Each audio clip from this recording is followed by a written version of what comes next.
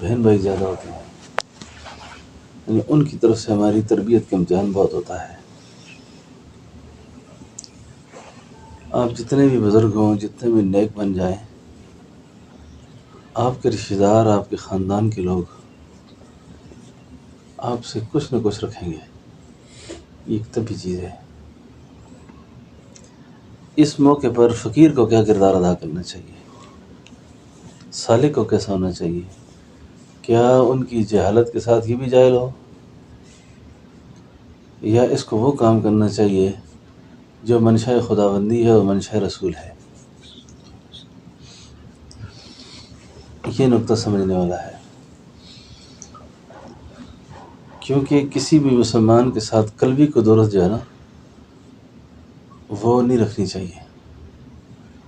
باقی اختلافات کی حد صحابہ میں ہو سکتی ہے تو ہم میں نہیں ہو سکتی۔ جی، صحابہ میں اختلاف ہوئے، مشاجرات ہوئے، جنگیں ہوئیں آپس میں، لیکن قرآن کہتا ہے رحماء بینہم، رحم دل لوگ تھے۔ تو ہم ان کی جنگ کو بھی رحم پر محمول کرتے ہیں۔ بہرحال یہ اپنی جگہ موضوع ہے، کیونکہ ہم تزکیہ کے سفر میں ہم آئے ہوئے ہیں، اور یہ زندگی میں انقلاب کا باعث ہوتے ہیں یہ سفر، اور زندگی میں تربیت کے باعث ہوتے ہیں یہ سفر۔ مجھے اپنے بھائیوں کے ساتھ کیسے رہنا چاہیے، بہنوں کے ساتھ کیسے رہنا چاہیے، کزنز کے ساتھ کیسے رہنا چاہیے، جن جن کے ساتھ میرے حقوق متعلق ہیں ان کے ساتھ مجھے کیسے رہنا چاہیے۔ ہمارے نفس کے اندر ایک بڑی بیماری ہے، ہم عید کے موقع پر یا کسی موقع پہ کسی سے معافی مانگتے بھی ہیں نا، یا اس کو کسی جرگے میں بیٹھ کے بات کرتے ہیں تو یوں کہہ دیتے ہیں یار جس طرح بھی ہے چل میں ہی معافی مانگ لیتا ہوں آپ سے۔ یہ بات پوری نہیں ہے، یعنی اس کا مطلب میرا نفس ٹھیک ہے تو غلط تم ہو، چلو میں ہی معافی مانگ لیتا ہوں۔ اپنا نفس کا حجاب، اپنے نفس کا حجاب بڑے بڑے لوگوں پہ نہیں کھلا۔ اللہ اللہ اللہ، اخلاص کے ساتھ 100% غلطی پر ہوئے، اخلاص بھی تھا لیکن غلطی 100% اس آدمی کی تھی۔ اس لیے نفس کی قدرتیں رکھ کر ہم امت پہ کام نہیں کر سکیں گے کبھی بھی۔ ہمارے اندر اگر کوئی قدرت ہے نا، میں ممبر پہ بیٹھا ہوں واعظ کر رہا ہوں، میرے قدرت کے اثرات جائیں گے۔ میری جو باطنی بیماری ہے نا، اس بیماری کا سے دوسرا آدمی کبھی تائب نہیں ہوگا کبھی بھی، چاہے میں قرآن بیان کروں، چاہے میں حدیث بیان کروں۔ میں نے اکثر دوستوں سے، علماء سے کئی بار یہ کہتا رہتا ہوں، میرا مرید اگر خراب ہے، میرا شاگرد خراب ہے، تو میں مرید کو دیکھوں کہ یہ کیوں خراب ہے میرے پاس بیٹھ کر، یہ خراب کیوں ہے؟ اس نے تو مجھے اپنے آپ کو میرے حوالے کیا ہے، اس بچے نے تو استاد کے حوالے کیا اپنے آپ کو۔ اب اس کے اندر جو مسئلہ ہے یہ اس کا مسئلہ نہیں ہے، مسئلہ میرا ہے۔ یہ مفتی صاحب کل سمجھو نا، ہمیں جہلا کے ساتھ جہالت نہیں کرنی۔ میری بہن، میرا بھائی، میرا خاندان یا میرے عزیز، وہ رشتہ دار ایسا ہے ایسا ہے، وہی اس کو تو پتہ نہیں بیچارے کو۔ میں 15 سال 20 سال صحبت گزارنے کے بعد کیا اس نتیجے پہ پہنچا ہوں کہ میں مقابلہ کروں ان سے، کہ یا میں ہاتھ جوڑ دوں؟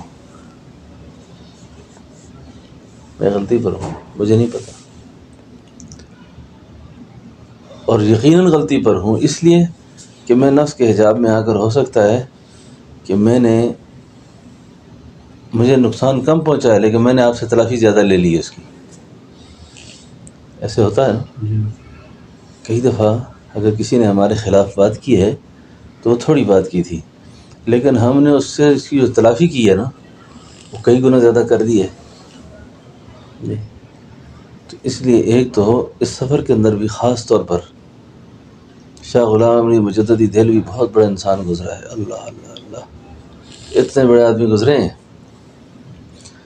کہ شیخ خالد کردی رومی جیسا شخص جو مدینہ کے محدث تھے، بہت بڑے، مدینہ طیبہ کے محدث تھے، کردستان کے رہنے والے تھے، اتنے بڑے عالم تھے کہ ساری دنیا جانتی تھی. جسے بھی مکی صاحب حرم میں درس دیتے ہیں، ساری دنیا کو پتہ ہے کہ مکی صاحب یہاں کے مدرس ہیں. اس طرح وہ اپنے زمانے کے اتنا بڑا آدمی تھا کہ ساری دنیا ان کو جانتی ہے.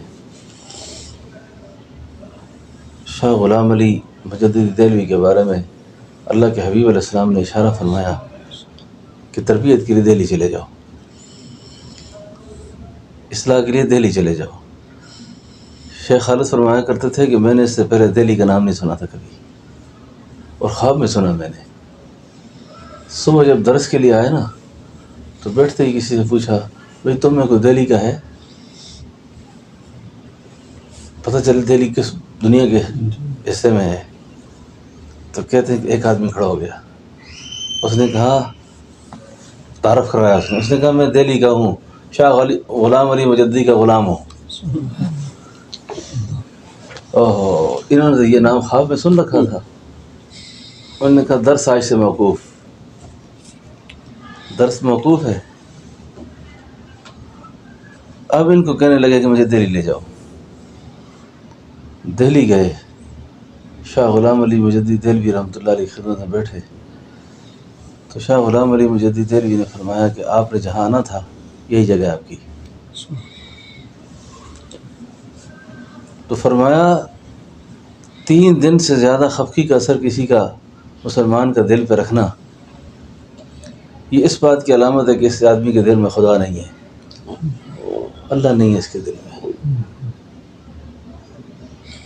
آپ یقین کریں کہ میں نے ایک بار یہ ملفوظ بیان کر دیا، بڑے بڑے شیوخ حدیث بیٹھے تھے، بڑے بڑے اہل علم بیٹھے تھے. میرے اس ملفوظ کی وجہ سے 2 بڑے علماء میں صلح ہو گیا. میں نے بیان کرنا تھا، 2 بڑے علماء کے درمیان غلط فہمی پیدا ہوئی تھی، اور انہوں نے مجھے خود کہا، اللہ والے عاجز ہوتے ہیں نا، کہ تم نے ساری زندگی قرآن حدیث پڑھایا ہے، لیکن اس بات جو تم نے آج بیان کی ہے نا، اس نے میرے درمیان سے ایک بڑی سخت قدرت 40 سال کی نفرت کو ختم کر دیا. اب موت کا پتہ کوئی نہیں کہ کب موت آئے، اور کسی کا بغض ہے کہ ہم چلے جائیں ایسے ہی، کسی کی نفرت لے کے چلے جائیں. نہیں، ایسا نہ کریں، ایسا نہ کریں. تو وہ جس وقت شیخ خالد کردی گئے نا، در المعارف آپ کے ملفوظات ہیں، میں یہ نقطہ صرف بیان کرنا تھا اس لیے ان کی حالات کی طرف آیا. تو شیخ خالد کردی 6 مہینے تک شاہ مجدد غلام علی مجددی دہلوی کی خانقاہ میں پانی بھرتے رہے. اور ایک آدمی نے راستے میں ایک دن مشک اٹھائے، ایک آدمی کو دیکھا کہ لگتا ہے کہ یہ شیخ خالد کردی ہیں جو مدینہ میں درس دیتے ہیں. انہوں نے کہا وہ کیا کرتے ہیں ادھر آ کے؟ کہ نہیں یار، لگتا ہے وہی ہیں. حضرت نے ان کو الگ سے کمرہ دیا ہوا تھا، مجلس میں آتے تھے اور چلے جاتے تھے. ایک دن دہلی کے علماء کو پتہ چلا تو وہ آئے، دروازے پہ دستک دی تو شیخ خالد نے اندر سے جواب کہا، میں ہی خالد کردی ہوں، لیکن میں علم جتانے نہیں آیا، میں تو اللہ کا نام سیکھنے آیا ہوں. اللہ، ہاں، میں علم جتانے یہاں نہیں آیا، میں تو اللہ کا نام سیکھ رہا ہوں ادھر. 6 مہینے کے بعد حضرت نے بلایا، خلافت دی اور منصب قطبیت کی خوشخبری سنائی. سبحان اللہ. اور فرمایا تم اس وقت کردستان کے کتب ہو. کہا حضرت مدینہ جاؤں کہ کردستان جاؤں؟ فرمایا کردستان چلے جاؤ. اور اس وقت جو ترکی کے اندر جو نقشبندی سلسلہ چلا ہے نا، اور موجودہ جو طیب اردگان جو ہے، یہ شیخ خالد کردی کے سلسلے میں ہے. اور وہاں کے جو شیخ تھے نا، بہت بڑے شیخ محمود افندی، میں نے ان کی زیارت کی ہے، ان کی زیارت کی ہے یہاں، میں مجلس بھی کی ان سے. وہ ان کے خلیفہ تھے، اس سلسلے میں تھے. اور کمال اتاترک کے کتنے سخت ترین حالات تھے، جو جدت پسندی اور لبرلزم کی بنیاد جس نے رکھی ہے، اس میں شیخ خالد کردی کے سلسلے نے بڑے خاموشی سے کام کیا اور ہر بندے کو نقشبندی بنا کے رکھ دیا، اللہ اللہ کرنے پہ لگایا. خیر، وہ اپنی جگہ ایک بات ہے. اب یہ جو مسئلہ ہے نا کہ دل پہ قدرت رکھنا، بہت نازک مقام ہے یہ، اللہ اللہ بہت نازک ہے۔ اب معافی کیسے مانگے آدمی؟ اب یہ لفظ کیا کہ معافی مانگنا کسی سے کہ جی چلو جی میں ہی معافی مانگتا ہوں آپ سے، چلو میری غلطی ہے، یہ پوری بات نہیں ہے، پوری بات نہیں ہے، کیونکہ بھئی ہماری آخرت جو ہے نا مسئلہ ہے بہت بڑا، آخرت بہت بڑا مسئلہ ہے۔ تو میرا خیال ہے کہ ہم تھوڑی دیر کے لیے اگر اپنی انا سے دستبردار ہو جائیں، اور غلطی نہیں بھی ہے نا تو آپ کسی دوسرے کو غلط کیا کرنا اس سے صلح نہیں کر سکتے، اب نہ اس کی اصلاح کر سکتے ہیں، اور یقین جانے کہ ان چیزوں کے ثمرات اور اثرات بعد میں لوگوں کی زندگیاں بدل رکھ کے دیتے تھے۔ یا اللہ یہ کیسا آدمی تھا، یہ کیسا آدمی تھا یہ۔ اور خود حدیث شریف میں جو آتا ہے نا کہ بندہ حق پہ ہو نا اور حق پہ ہوتے ہوئے جھگڑے کو چھوڑ دے، حق پہ ہوتے ہوئے جھگڑے کو ختم کر دے، اللہ کے حبیب نے فرمایا جنت کو بیچے بیچ اس کو محل کی خوشخبری ہے، سبحان اللہ، جنت کے بیچوں بیچ خبر۔ تو یہ مضمون جو ہے نا بہت اہم مضمون ہے، علاقائی نفرت رکھنا، ایک دوسرے سے بغض رکھنا، کسی کے بارے میں محدود سی سوچ لے کر اس پر بحث مباحث شروع کر دینے، میں ٹھیک ہوں وہ غلط ہے، وہ صحیح ہے یہ غلط ہے، نہیں کبھی بھی ایسا نہیں کرنا چاہیے۔ نقش بندی ہو، اس دن میں ایک تقریب میں تھا تو ایک دوست نے مجھے کافی ساری باتیں کی، وہ خواجہ ساجدین کی اولاد سے تھے بزرگ، تو مجھے کہنے لگے کیا سمجھتے ہیں آپ؟ میں کہا چشتی بننا بڑا آسان ہے، قادری بننا آسان ہے، سہروردی بننا آسان ہے، نقشبندی بننا بڑا مشکل ہے، نقشبندی بننا مشکل ہے، کیونکہ دل پہ نقش بھی باندھتا ہو، سینے میں کہہ تو اللہ اللہ کی دھڑکن ہے، اور پھر اللہ کے غیر کی نفرت دے کے بیٹھا ہو، یہ کیسا ہے؟ یہ نقش بندی ہے، یہ نقش بندی کی یہ تعریف نہیں ہے۔ جب نقش باندھ لیا، نقش بند بن گیا، اب ہوش پر قدم ہوں گے اس کے، نقش پر قدم ہوں گے، خلوت در انجمن ہوگی اس کی، ہوش پر دم ہوگا، کبھی بھی اس کے ہوش خیال میں کسی کی نفرت نہیں ہوگی۔ آپ نے دیکھا نا اللہ والے سب کے سانجے رہے، اللہ والوں کے دسترخوان خان پہ کافر بھی آئے، مسلمان بھی آئے، اللہ والوں کے پاس ہر قسم کا آدمی آیا، وہ سانجا بن کے کام کیا اس نے جی، اور خلقت کو ہدایت ملی، ہدایت عام ہوئی، کیوں اے خیال ہے ٹھیک ہے نا، ہدایت عام ہوئی۔ اللہ اکبر، اللہ اکبر۔ تو اس لیے ایک تو یہ ہے کہ دل میں کسی کی بھی نفرت نہ رکھی جائے، کسی کی نفرت نہ رکھی جائے، اور بغض بخل ہوگا، بغض بخل، قرآن اپنے حقائق نہیں کھولے گا، کبھی بھی کبھی نہیں کھولے گا۔ اور آپ کہتے ہیں جی مجھے بالکل پتہ ہے کہ میرا بھائی زیادتی کرتا ہے، یہ خاندان والے میرے ساتھ زیادتی کرتے ہیں، اور جوڑ گیا میں جانتا ہوں اس کو، زیادتی کرتے ہیں، بالکل زیادتی کرتے ہیں، وہ آپ کے لیے امتحان ہے۔ اجر لینا چاہتے ہیں آپ؟ اجر لینا چاہتے ہیں؟ میں نے بڑے بڑے اولیاء کرام کے بارے میں، بزرگوں کے بارے میں، ایک آدمی سے میرے سامنے کہا اور چھوڑو جی ان کو سارے پیسے امریکہ والے دیتے ہیں، یہ امریکہ پیسے دیتا ہے ان کو، دیکھ یہ پتہ نہیں کس کی جنٹی کر رہے ہیں، مرنے پہ جب راز کھلے تو ہاتھ ملتے رہ گئے۔ علماء کے بارے میں لوگ ایسی بکواسیں کرتے ہیں، ایسی باتیں کرتے ہیں۔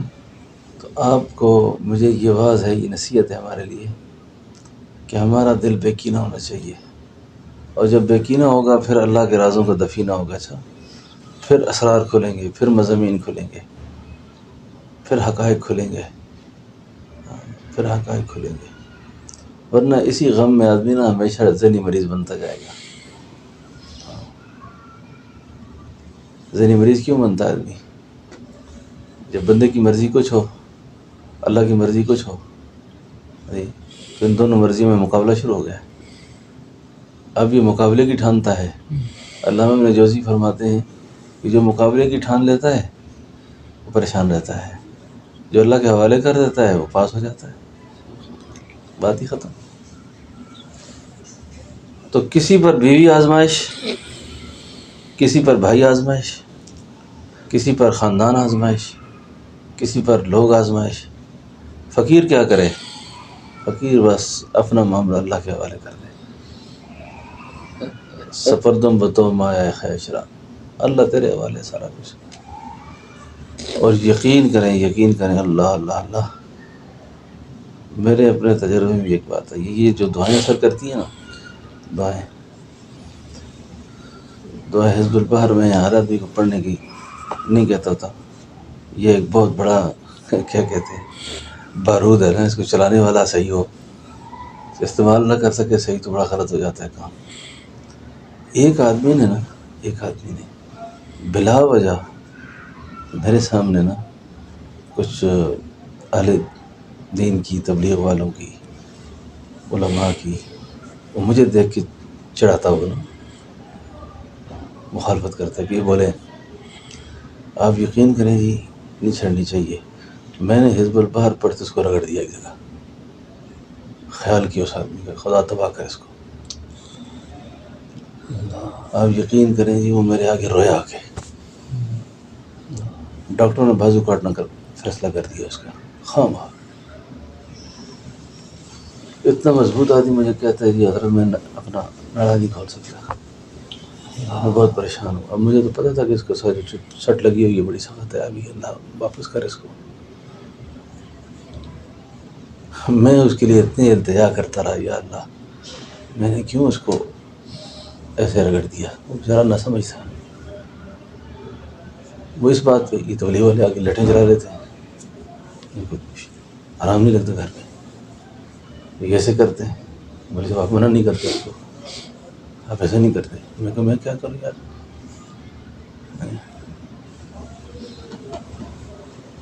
میں یہ کہنے کا مقصد یہ ہے کہ جب آپ کا معاملہ سیدھا ہو گیا نا،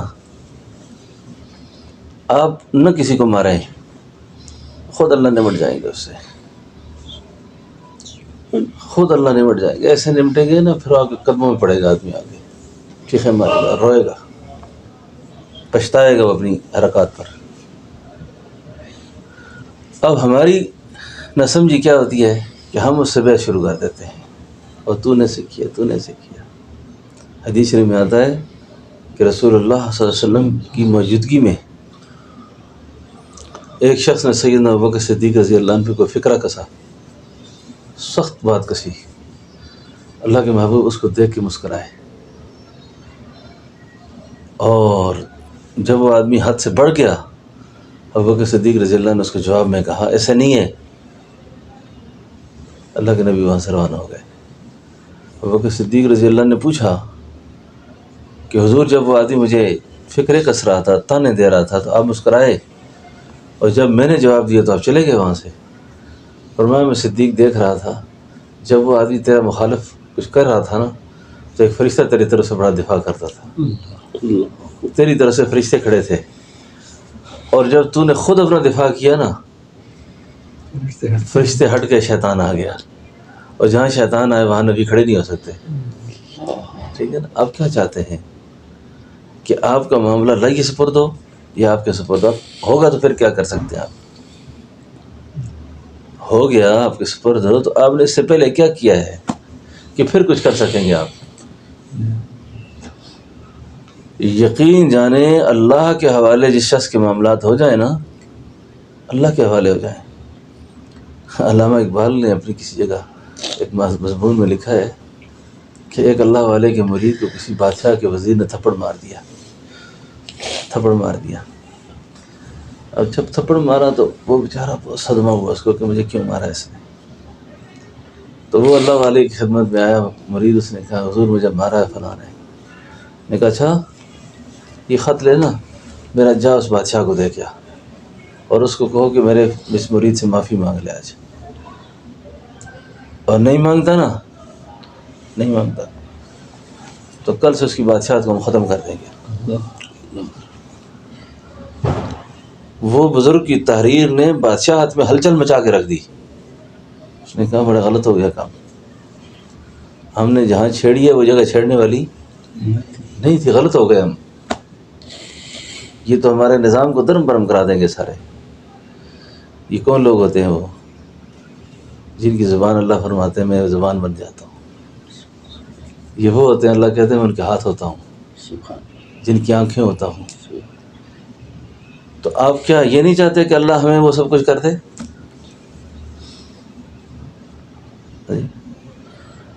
اب ظلم اور زیادتی کسی نے کر دیا نا، اس کو بیان کرنے کا اجازت ہے نا. کس طرح قرآن میں لا یحب اللہ جہر بالسوء الا من ظلم، جس نے ظلم کیا اس کو اگر ضرورت ہو تو کسی کو بیان کر دے، یار اس نے میرے سے زیادتی بہت کی ہے، اس سے تنگ کیا، مجھے بہت پریشان کیا اس نے. لیکن بدلہ لینے کی جو صورتحال ہے نا، شریعت نے اس کو اجازت دی ہے کئی چیزوں میں. لیکن اگر یہ چاہے کہ میرا معاملہ اللہ کے سپرد ہو جائے نا، یقین جانے اللہ سے بڑا منتقم کوئی نہیں ہے، اللہ سے بڑا منتقم کوئی نہیں ہے. تو اس رمضان شریف کے اندر خاص طور پر میں ٹھیک ہو جاؤں نا، آپ ٹھیک ہو جائیں گے، 5-10 آدمی جو ہیں ہمارے ساتھ، ایک بہت بڑی امت وابستہ ہے، وہ ٹھیک ہو جائے گی. پھر وہ میری تقریر سے ٹھیک نہیں ہوگی، وہ میری خاموشی سے ٹھیک ہو جائے گی. اسی لیے امام ربانی مجد الثانی فرماتے تھے کہ نقشبندیہ کی خاموشی وہ کام کرتی ہے جو باقیوں کی تقریر نہیں کر سکتی. وجہ یہ ہے کہ اب اس کے دل میں کسی کی قدورت ہی نہیں ہے، اب اس کا دل مخزن اسرار ہے، مخزن اسرار ہے. اب مخزن اسرار ہے، اللہ کی تجلی پڑ رہی ہے اس پر. اب جو پاس بیٹھا ہوا ہے وہ مفت میں وہ ساری چیزیں لے رہا ہے، وہ مفت میں سب کچھ مل رہا ہے اس کو. اب ادھر غصہ پل رہا ہے، ادھر ذکر بھی ہو رہا ہے، اور ادھر کبائر بھی ہو رہے ہیں، اور یہ کہتا رحمت بھی آئے. بھائی کبائر کی موجودگی میں رحمت نہیں آتی. ظاہری گناہ ہو یا باطنی گناہ ہو، گناہ گناہ ہے جب تک کہ سینے سے وہ دور نہ ہو جائے. اس کو کہتے ہیں تزکا. قد افلح من تزکا وذکر اسم ربہ فصلی بل تؤثرون الحیاۃ الدنیا والآخرۃ خیر وابقی. دنیا کیا ہے، ختم ہو جائے گی. کیا تلاوت کر رہے تھے، زین للناس حب الشہوات من النساء. بڑی سخت بیماریاں بیان ہوئیں. اس وقت تقریباً ہم اسی کے گرد گھوم رہے ہیں سارے. زین للناس حب الشہوات من النساء والبنین، عورتوں کا چکر، بیٹوں کی محبت. آگے کیا ہے جی، والقناطیر المقنطرۃ من الذهب والفضہ، پلاٹوں کے پیچھے، سونے چاندی کے پیچھے. یہی ہے نا، ساری محبتیں اس کے گرد گھوم رہی ہیں. آگے کیا ہے جی، ہاں آگے ذالک متاع الحیات اے اللہ ذالک متاع الحیات الدنیا. آگے واللہ عنده حسن المآب. یہ سارا چکر بیان ہوا ہے. اب ہماری سوچ کا محور و مرکز سارا یہ شہوات ہے ساری، اور سخت قسم کی بنیادی کمزوریاں. یہ اولاد کی وجہ سے بڑے غلط فیصلے، عورتوں کی اتباع میں آ کے پتہ نہیں کیا کچھ کر لیتے ہیں ہم جی. ایک ایک انچ کی محبت میں بندہ کہاں سے کہاں چلا جاتا ہے. ہاں جی، تو اس لیے آخرت کا سودا دنیا پہ نہیں کرنا چاہیے. ہم بکے ہوئے اللہ کے نام پر. ان اللہ اشتری من المؤمنین انفسهم واموالهم بان لهم الجنہ. بک چکا ہے. اب بکا ہوا آدمی کیا کسی کے ساتھ تجارت کرے گا؟ اور ہماری تجارت اللہ سے ہو چکی ہے. تو اس لیے ایک تو یہ رمضان شریف کے اندر یہ تزکیہ کا مہینہ ہے، صبر کا مہینہ ہے، احتساب کا مہینہ ہے. تو اور خاص طور پہ حرم میں آ کر حرم سے واپس جائیں، اور پھر حرم میں آئیں، پھر حرم میں جائیں، اور پھر روزہ اطہر پہ جائیں. سبحان اللہ. یہاں سے طہارت کر کے دل کو غسل دے کر جناب بارگاہ رسالت میں جائے، اور حضور پہ سلام بھیجے، اور حضور کی امت کا بہت سینے میں ہو.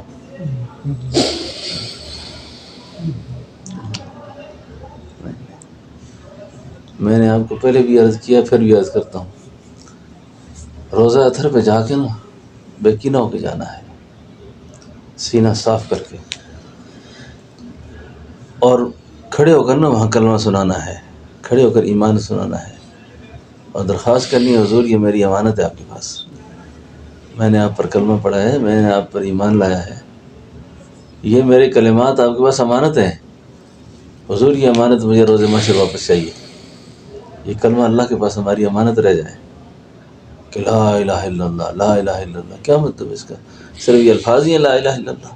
نہیں، اللہ کوئی نہیں ہے، بس آپ ہی ہیں بس، اور اس کی حقیقت ہو، اور یہ کلمہ مجھے موت کے وقت واپس ہو جائے، تاکہ مجھے اپنے ایمان کی تصدیق جو ہے نا نہ کرانی پڑے گی۔ کئی سارے بزرگوں کے صوفیاء کے واقعات ہوتے ہیں نا، جو حالات سمجھتے نہیں، آگے اس کو مذاق بنا کے پیش کرتے ہیں۔ اللہ والوں کے کلام سے مذاق نہیں کرنا چاہیے کہ جی رابعہ بصریہ سے پوچھا جی من ربک کا، تو اس نے آگے سے کہا جا اللہ سے پوچھئے کیا حقیقت ہے کہ جھوٹ ہے۔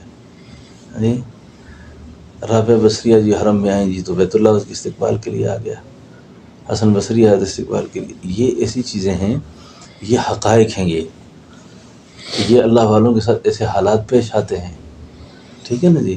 وہ یہ نہیں ہوتا کہ یہ پتھر اٹھ کے جاتے ہیں، پتھر اٹھ کے جاتے ہیں، بلکہ ان کعبوں کی حقائق انہیں نظر آتی ہے، کعبے کے حقائق استقبال کرتے ہیں، بس سمجھے نا۔ تو اسی طریقے سے یعنی اس طرح کی جو بات ہے نا کہ میں امانت رکھی، تو حضرت رابعہ بصریہ نے جو فرمایا کہ جا اللہ سے پوچھ کہ مجھ سے یہ سوال مناسب نہیں آپ کا، اللہ سے پوچھ کہ رابعہ کا رب کون تھا، کیا میں نے اس کی منشا کے خلاف کچھ کیا ہے کہ مجھ سے پوچھتے ہوئی؟ ہاں جی، مجھ سے میرے دین کے بارے میں تب پوچھو کہ جس کا دین ہے اس سے جا کے پوچھو جی، کہ میں نے اس کے دین کے خلاف کچھ کیا ہے؟ کہ نبی سے جا کے پوچھو کہ اس کے نبی کے اتباع کے خلاف کچھ کیا ہے کہ مجھ سے یہ سوال ہو رہا ہے؟ یہ چیزیں ان کے لیے نہیں ہیں، خدا جانے جس نے خواب دیکھا ہے کہ کیا بات تھی، تربیت ہماری ہو رہی تھی، اس میں تربیت کا سامان ہمارے لیے ہے کہ جب ہم سے یہ پوچھا جائے گا ہم خواہش کے بندے ہیں، نفس کے بندے ہیں یا اللہ کے بندے ہیں۔